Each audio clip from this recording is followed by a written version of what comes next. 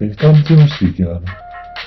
I dag vil vi se lidt nærmere på et helt nyt band, som har skrevet nogle top hits som Lort i skideskabet og Vinger under flyet. Men først skal vi lige have en top 3 for verdens største musikere. Den kommer her. Nummer 1 er You Spin My Head Right Round.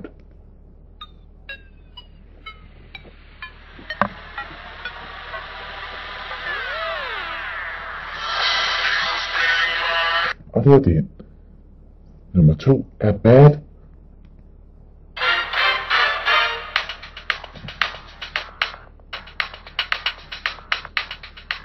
Og nummer 3 er Thousand Nights of Thunder.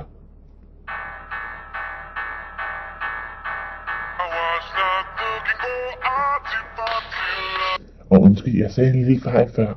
Men det var en lille fejl. Jeg skulle have sagt 10,000 Nights of Thunder. Undskyld. Okay. Nu videre til vores lille hjørne her, hvor vi har vores helt nyt band med forsangeren, som jeg leverer til interview nu. Hej med dig. Hvad er det spændende ved at spille i det her band? Det er fordi vi skriver sådan nogle sjove sange, og ja, det er helt vildt skægt, og især når man synger sådan nogle sange, det ud for sådan en hel masse publikum, så er det skideskægt. Nu har I jo ikke spillet live endnu, så det kan du ikke sige. Jeg har kun spillet i et studie og lavet en CD, der hedder De Små Synger, hvor I for eksempel har den sang, der hedder Lort i skideskabet. Den blev et hit. Jeg hører også til den meget sjældent. Ja. Men whatever. I vil have indspillet en ny, og efter den vil I begynde at gå live og på jeres tur rundt i Danmark. Ja. Hvorfor vil I lige det? Fordi at vi vil opdage Danmark. Vi er jo lige fløj hertil med fly og helikopter. Du bor i Danmark?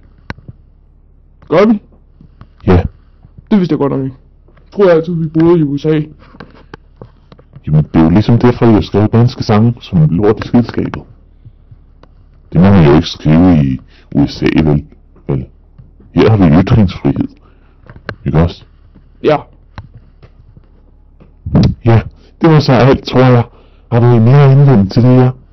Nej. Hvornår er jeres første live show? Ja, det var alt, hvad vi kunne nå fra nu. Det var alt, hvad vi kunne nå fra nu. Tak fordi I lyttede med, og have en fortsat god aften.